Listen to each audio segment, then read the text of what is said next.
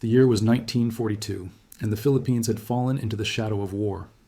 In the remote province of Batangas, where sugarcane fields stretched endlessly under the tropical sun, a 19-year-old woman named Rosa Mendoza would transform from a simple farm girl into a symbol of defiance that Japanese occupation forces never anticipated. Armed with nothing but a kitchen knife and desperation born from witnessing atrocities against her family, she would prove that underestimating the human spirit can be a fatal mistake. This is the true story of how one woman's courage became legend, and how soldiers learned too late that mockery can turn to tragedy in the space of a heartbeat. Before we continue with Rosa's incredible story, please take a moment to like this video and subscribe to our channel. Your support helps us bring more untold stories of courage and resilience to light. Rosa had known nothing but the rhythm of farm life before the invasion. She woke each morning at 4:30 to the sound of roosters crowing across the valley, the air still cool and heavy with moisture from the night. Her hands, calloused from years of working the land, moved with practiced efficiency as she prepared breakfast for her family. Her father, Emilio, a weathered man of 53 with silver streaking his black hair, had taught her everything about cultivating the land. He had shown her how to read the sky for coming rains, how to test soil with her fingers to know if it needed rest, how to coax life from seeds that others might have deemed too old to plant. These lessons had been given with patience and pride, a father passing on knowledge to a daughter who absorbed every word. Her mother, Carmen, had passed down recipes and the quiet strength that came from generations of women who had survived storms, droughts, and hardship. Carmen's hands were never idle, always moving between tasks with an efficiency that Rosa tried to emulate. She taught Rosa not just how to cook, but how to make a little food stretch to feed many mouths, how to preserve fruit through the wet season, how to turn leftovers into meals that tasted like celebrations.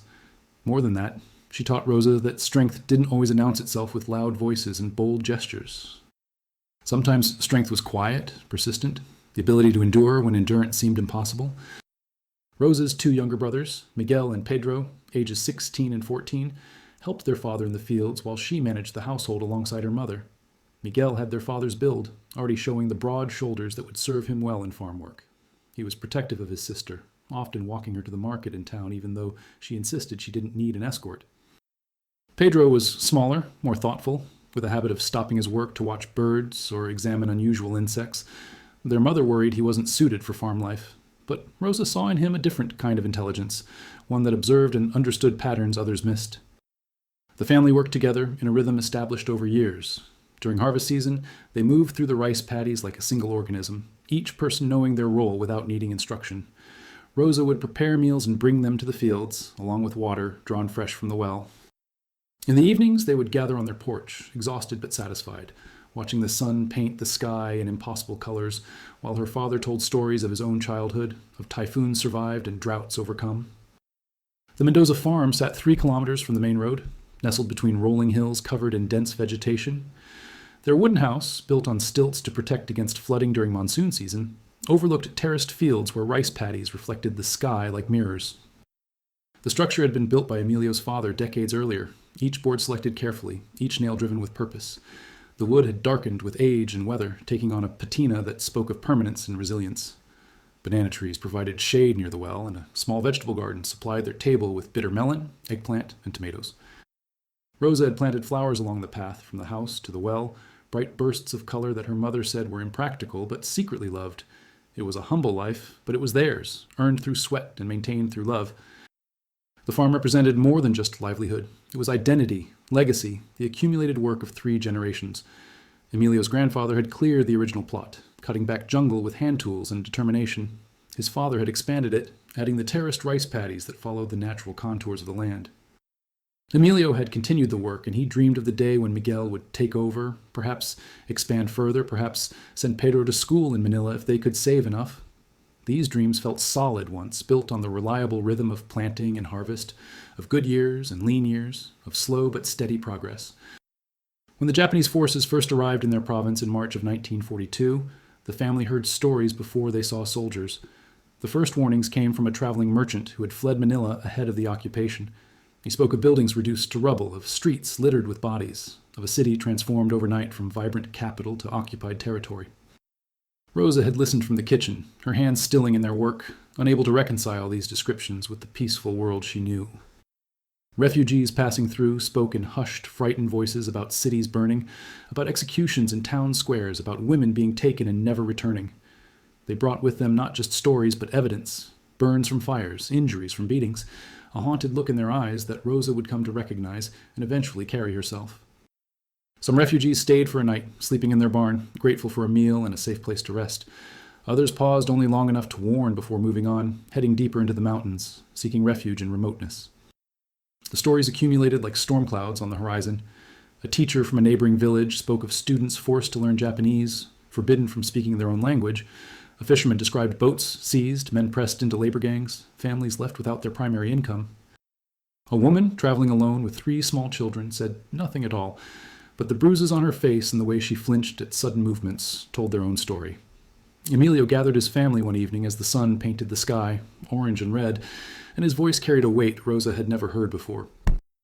They sat together on the porch, the usual comfortable silence of evening replaced by tension thick enough to taste. Her father's hands, normally so steady, shook slightly as he spoke. "We must be careful now. These are not ordinary times. If soldiers come, we do what they say. We survive. Nothing else matters. Do you understand? All of you?" Miguel started to protest, his young man's pride bristling at the idea of submission, but Emilio cut him off with a sharp gesture. "Pride is a luxury we can no longer afford. Your pride, my pride. None of it matters if we're dead. We bow, we comply, we give them what they want, and we live to see another day. That is all that matters now." Rosa watched her father's face as he spoke, saw the way this surrender of dignity cost him, saw the way his jaw clenched and his eyes hardened with suppressed rage, but she also understood the wisdom in his words. They were farmers, not soldiers. They had hoes and machetes, not rifles and training. Resistance at this point would be nothing more than suicide. But surviving became increasingly difficult as weeks turned into months. The occupation forces established checkpoints on the main road, and patrols began venturing into the countryside, searching for resistance fighters and requisitioning food from farms. The soldiers moved with the confidence of conquerors, taking what they wanted, treating the local population with casual contempt that sometimes erupted into violence over perceived slights or insufficient deference.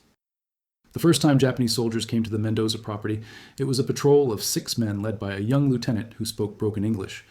Rosa watched from the window as her father bowed deeply, his pride swallowed by the necessity of submission. The soldiers walked through their property like they owned it, examining the rice stores, counting the chickens, evaluating the farm's worth with calculating eyes. The lieutenant demanded they turn over half their harvest immediately. Emilio tried to negotiate, explaining carefully that they needed enough to feed the family, that the harvest had been smaller than usual due to a dry spell during the growing season.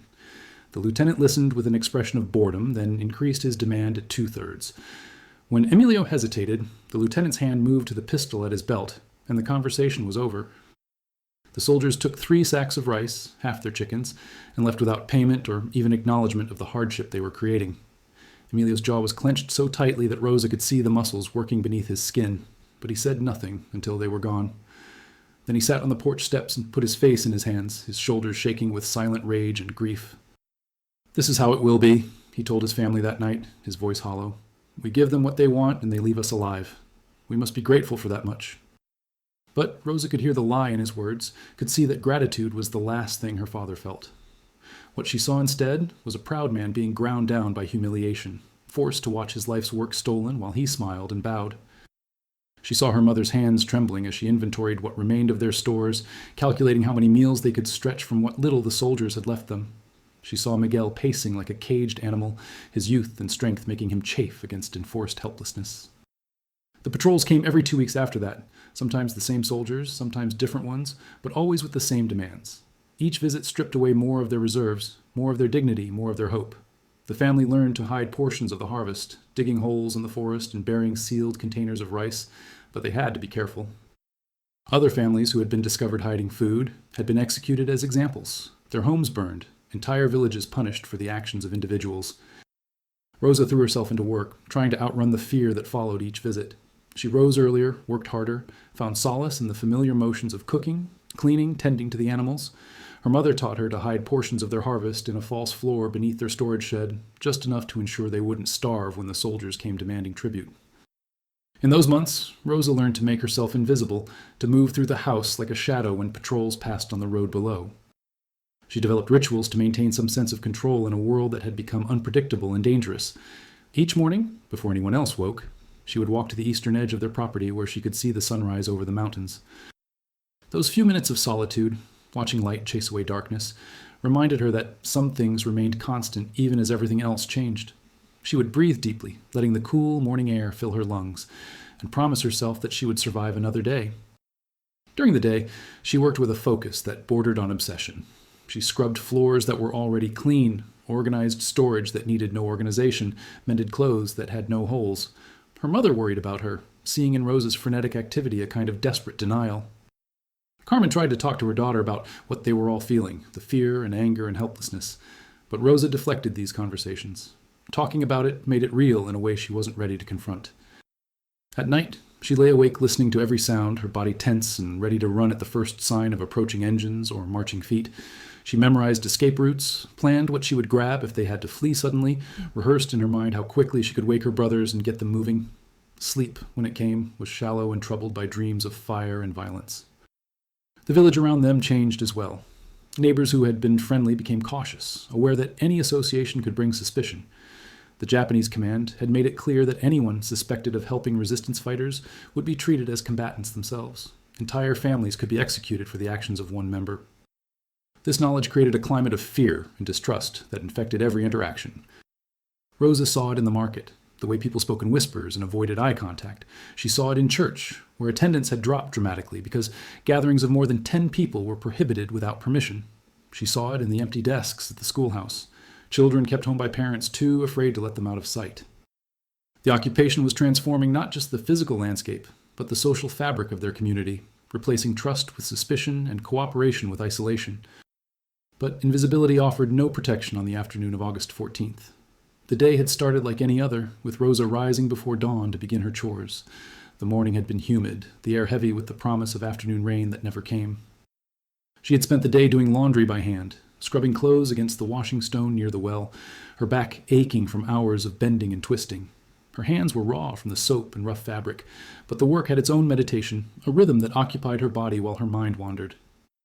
She had been thinking about her childhood, about days before the war, when her biggest worry was whether they would have enough sugar for the special rice cakes her mother made on feast days.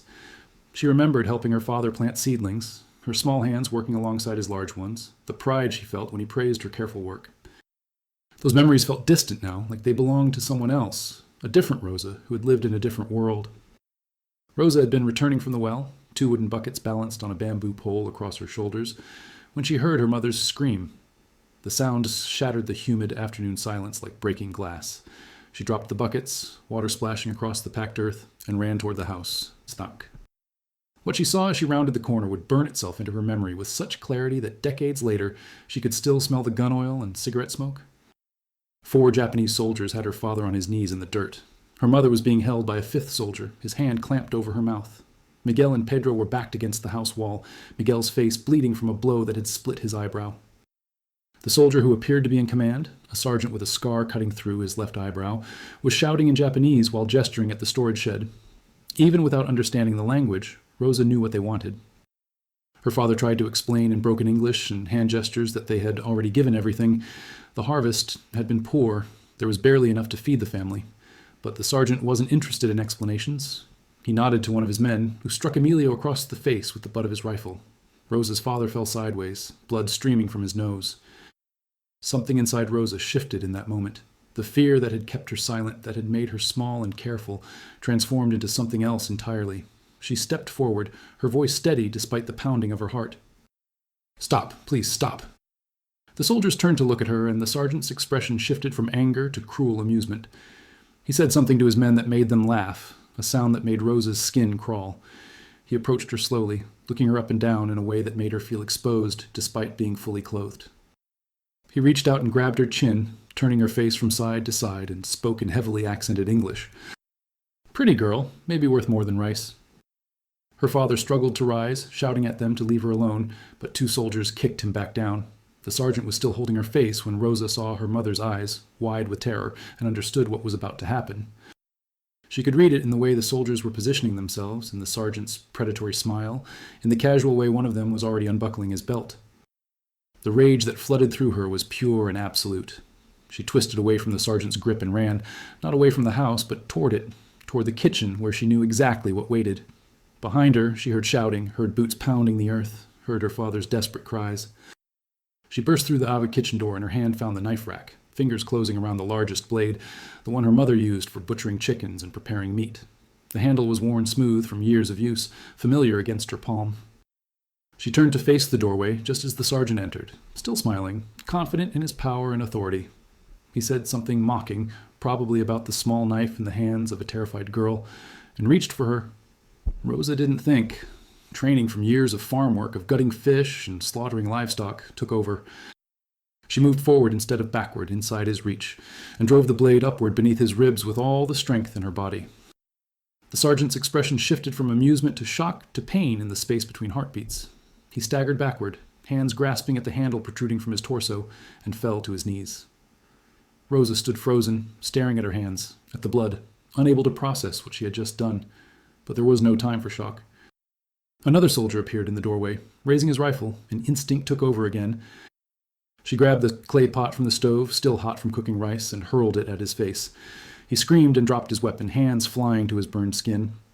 Rosa snatched up the rifle before he could recover, the weight of it unfamiliar and awkward in her hands. She had never held a gun before, had no idea how to use it properly, but she knew which end pointed at the enemy. When the soldier lunged for her, she squeezed the trigger. The explosion in the confined space was deafening. The recoil knocked her backward against the wall, but the soldier went down, clutching his leg. Rosa's ears were ringing, her hands shaking, but she was still moving, still fighting. She stepped over him and out into the yard where chaos had erupted. The soldiers outside had been shocked into inaction by the gunshot, giving her father and brothers crucial seconds. Miguel had grabbed a farming machete from the tool shed and was swinging it wildly at the nearest soldier. Pedro, despite his youth, had picked up a large rock and was using it as a weapon.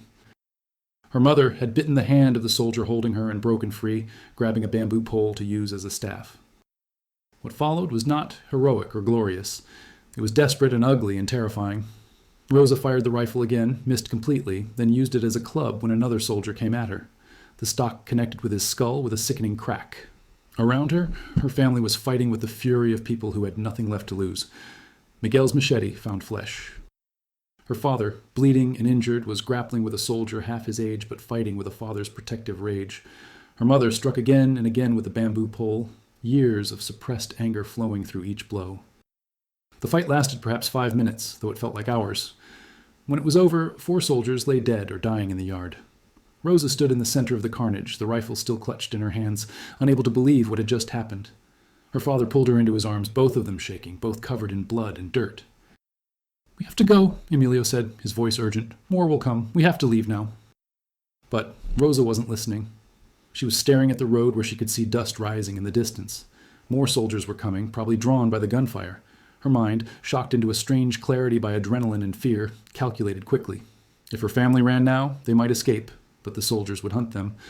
The Japanese response to any resistance was always collective punishment. The entire village would suffer for what had happened here. Unless the soldiers never made it back to report. Rosa looked at her father, saw the same calculation forming in his eyes. He shook his head slowly. "Rosa, no, we run, we hide." But there was no conviction in his voice. They both knew the truth. The only way to protect their family, their neighbors, their community, was to ensure no one reported what had happened. Rosa turned to her brothers. "Miguel, Pedro, take Mama into the hills. The old hunting trail, you know the one. Go now." Carmen started to protest, but Emilio cut her off. "Listen to your daughter. Go now." Miguel hesitated, looking between his sister and his father, then grabbed his mother's arm and pulled her toward the trees. Pedro followed, tears streaming down his face, but his jaw set with determination. Rosa watched them disappear into the foliage before turning back to her father. The approaching dust cloud was closer now. She could make out individual figures, at least 6 more soldiers. Her father handed her the kitchen knife, now cleaned quickly on his shirt. "You know the land better than them," he said quietly. "Use that. And Rosa," his voice broke slightly, "survive this, whatever it takes." What happened over the next 2 hours would become the subject of whispered stories and eventual legend. Rosa and her father used every advantage they had. They knew every path through the jungle, every depression in the ground, every tangle of vines that could trip an unwary soldier. They knew which plants had thorns that could pierce boots, which streams had slippery rocks, which areas of the forest floor were deceiving in their firmness. The soldiers, expecting to find a scattered family fleeing in terror, instead found themselves in a nightmare of guerrilla warfare. Rosa moved through the jungle like a spirit, using the knife with devastating efficiency against soldiers who became separated from their group. Her father, despite his age and injuries, used traps he had set years ago for wild pigs, leading soldiers into snares that left them hanging upside down, easy targets. They used the soldiers' own confusion against them, making noise in one direction while attacking from another. The jungle itself seemed to turn against the invaders. In their panic and disorientation, soldiers fired at shadows, sometimes hitting each other. They slipped on moss-covered stones, twisted ankles in hidden holes, scratched their faces on thorns. And through it all, Rosa was there, appearing and disappearing like smoke, her small frame and intimate knowledge of the terrain making her nearly impossible to target. As the sun began to set, painting the jungle in shades of orange and deep shadow, the last soldier fell. Rosa found herself standing over him, the knife in her hand, her entire body trembling with exhaustion and the come-down from adrenaline. Her father emerged from the trees, limping badly now, his face gray with pain and fatigue. They stood together in the fading light, surrounded by the evidence of what they had done, what they had been forced to become. Emilio placed a hand on his daughter's shoulder, and when he spoke, his voice was heavy with sorrow and pride in equal measure. "I'm sorry you had to learn this, Rosa. I'm sorry the world made you into this." But Rosa shook her head slowly, looking at the knife in her hand, at the blood that stained her clothes, at the jungle that had protected them. "Don't be sorry, Papa. Today I learned I can survive anything, and so can we." They buried the soldiers deep in the jungle, in places they knew would never be found, using a small cave network that would collapse with the next heavy rain. The work took hours, digging in soil made soft by decades of leaf fall, dragging bodies through undergrowth that tore at their clothes and skin.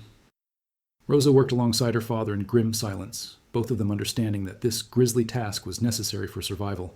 They took the soldiers' weapons, ammunition, anything that might be useful, and scattered their equipment in the river where currents would carry it away. They cleaned the farm of evidence, scrubbing blood from the packed earth, burning clothing that was too stained to salvage, repairing damage to the house and yard. Neighbors who heard the gunfire and understood what must have happened came quietly in the night, bringing tools and helping hands, saying nothing but communicating solidarity through their presence. An old fisherman who had lost his own son to Japanese brutality helped them weight the bodies and sink them in the deepest part of the coastal waters, where sharks and currents would ensure they never surfaced. They created a story of how the patrol had moved on toward the next village, corroborated by other families who understood that silence meant survival. The village priest, a man who had witnessed so many atrocities that his faith had been tested to breaking, said prayers for the souls of the dead, Japanese and Filipino alike, and asked God's forgiveness for what necessity had forced them to become. He blessed Rosa with trembling hands, tears running down his weathered face, and told her that God would understand even if men did not. In the months that followed, Rosa and her family joined the growing resistance movement in the mountains. It wasn't a single decision, but a series of small choices, each one leading inevitably to the next. First, they provided food to fighters passing through, and then they offered shelter and medical care. Miguel began running messages between different resistance groups. Pedro, despite his youth, proved invaluable as a scout, his habit of watching and observing making him excellent at gathering information. Carmen used her network of women in the market to pass along intelligence about Japanese movements and plans. And Rosa, who had discovered within herself a capacity for violence she never knew existed, became a fighter. She trained with men who had been soldiers before the occupation, learning how to move silently through jungle, how to set ambushes, how to kill efficiently and without hesitation. She learned to read terrain tactically, to think several steps ahead, to anticipate enemy movements and exploit weaknesses. Her small size, which she had sometimes resented, became an advantage, allowing her to squeeze through spaces that larger fighters couldn't navigate, to hide in places soldiers wouldn't think to look. Her reputation spread quickly, whispered from village to village, embellished with each telling until it was difficult to separate fact from legend. Some said she could move through the forest without disturbing a single leaf. Others claimed she could kill a man from 10 meters with nothing but a throwing knife. Many said she was protected by the spirits of her ancestors, that bullets couldn't touch her because the land itself shielded her. Rosa heard these stories and said nothing, understanding that legends could be as powerful as weapons, that fear could immobilize enemies as effectively as bullets. The Japanese forces, humiliated by the loss of an entire patrol to what initial reports called bandits, increased their patrols but could never find those responsible.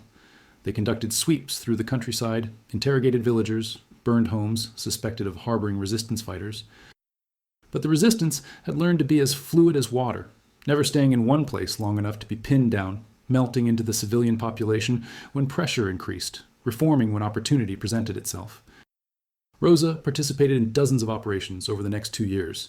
She helped sabotage a supply convoy, using homemade explosives to destroy trucks carrying weapons and ammunition. She led a raid on a prison camp, freeing 17 Filipino prisoners scheduled for execution. She gathered intelligence by disguising herself as a simple market vendor, listening to soldiers talk among themselves, passing information to resistance leaders who used it to plan ambushes and attacks. She taught other young women how to fight, how to use their supposed weakness as camouflage, how to turn domesticity into deadly advantage. She continued to fight throughout the occupation, teaching other young women and men how to use the land against their oppressors, how to turn everyday tools into weapons, how to survive when survival seemed impossible. She participated in dozens of operations, helping to sabotage supply lines, rescue prisoners, and gather intelligence. Her kitchen knife, now carefully maintained and sharpened, remained her weapon of choice, a reminder of the moment she transformed from victim to fighter. She had other weapons now, rifles taken from dead soldiers, pistols stripped from officers, grenades smuggled from sympathetic guerrillas. But the knife stayed with her, wrapped in oiled cloth, a talisman, and a reminder of who she had been and who she had become. The years of fighting changed her in ways both visible and invisible. Her body became lean and hard. Every ounce of softness burned away by constant movement and irregular meals. Her hands, already calloused from farm work, developed new calluses from handling weapons and climbing trees. Scars accumulated on her arms and legs, each one a story she rarely told. But the deeper changes were internal, written in the watchfulness of her eyes, in the way she never fully relaxed, even in supposedly safe spaces, in the nightmares that woke her in the dead of night with her hand reaching for weapons that weren't there. When American forces returned to liberate the Philippines in 1944, Rosa was there to greet them, thin and scarred but alive, leading a group of fighters who had held their corner of Batangas against impossible odds. The stories of her first fight, the day a Farmgirl killed an entire patrol, had grown in the telling, numbers inflated, details dramatized. Some versions claimed she killed 30 soldiers single-handedly. Others said she used supernatural powers or that the jungle itself fought alongside her. The truth, as Rosa would later tell her own children, was both simpler and more profound than any legend. She had been a terrified girl who found courage not in the absence of fear, but in the presence of something more important than fear, the need to protect those she loved. She had discovered that ordinary people, pushed beyond endurance, can find extraordinary strength. And she had learned that sometimes survival requires becoming someone you never imagined you could be. After the war, Rosa returned to farming, though her hands never fully lost the readiness to reach for a weapon. She married a fellow resistance fighter and raised 4 children in the Philippines that was free but forever changed. She rarely spoke of that August afternoon, of the moment she stopped being a girl and became a fighter, but sometimes, when her grandchildren asked about the small scar on her palm from where she had gripped the knife so tightly it cut into her own flesh, she would tell them pieces of the truth. The real story wasn't about how many soldiers fell that day. It was about a young woman who refused to be a victim, who chose action over submission, who proved that the most dangerous weapon isn't made of steel, but of determination forged in the fires of necessity. The soldiers who came to the Mendoza farm expecting easy targets learned too late that mockery and underestimation can be fatal mistakes. Rosa Mendoza lived to be 87 years old, and at her funeral in 2010, veterans from the resistance movement she had fought alongside came from across the country to pay their respects.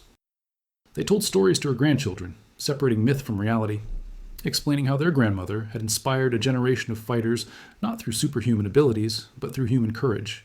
They spoke of how she had taught them that strength comes in many forms, that weapons can be improvised, that knowledge of your own ground is worth 1,000 guns. The kitchen knife that started it all was donated to a museum in Manila, displayed with a simple plaque that read, "This blade, wielded by Rosa Mendoza in defense of her family during the Japanese occupation, represents the spirit of Filipino resistance, proof that courage requires no uniform and that heroes can emerge from the most unexpected places." Her story remains a reminder that, throughout history, ordinary people in extraordinary circumstances have risen to meet impossible challenges, that a farm girl armed with nothing but a kitchen knife and determination could stand against trained soldiers and survive, that the human spirit, when pushed to its limits, can discover reserves of strength that seem impossible until they become necessary. Rosa never claimed to be a hero. She insisted until her final days that she had simply done what anyone would do to protect their family. But those who knew her, who fought alongside her, who witnessed what she became in that moment of crisis, understood a deeper truth. Heroism isn't about seeking glory or welcoming conflict. It's about standing firm when everything inside you screams to run, about fighting when surrender seems easier, about refusing to let fear paralyze you into inaction. The soldiers who came to the Mendoza farm that August day learned this lesson too late. They saw a young woman and assumed weakness. They brought weapons and training in numbers and believed these advantages made them invincible. But they failed to account for the power of desperation, the strength of family bonds, the advantage of familiar ground, and the fury of someone fighting for everything they hold dear. In the end, 30 men fell, not because of military strategy or superior firepower, but because they made the fatal mistake of underestimating the human capacity for survival. They mocked a farm girl with a kitchen knife, never imagining that the blade in her hand would become a symbol of resistance, or that her determination would outlive their cruelty. Rosa's story is not unique in the annals of war. Throughout history, countless ordinary people have been thrust into extraordinary circumstances and discovered within themselves capabilities they never knew existed. But her story endures because it speaks to a universal truth, that courage is not the absence of fear, but action taken despite it, that weapons are less important than will, that home ground advantage and desperate determination can overcome superior force, and that sometimes the most dangerous opponent is the one who has everything to lose and refuses to surrender. The jungle outside Batangas still grows thick and wild, reclaiming the places where blood was spilled and history was made. The Mendoza farm, though modernized and expanded, remains in the family, worked now by Rosa's great-grandchildren who grow rice and vegetables in soil that once ran red with sacrifice. And somewhere in the hills, in the places where Rosa and her family hid and fought and survived, the land remembers the day a farm girl became a legend,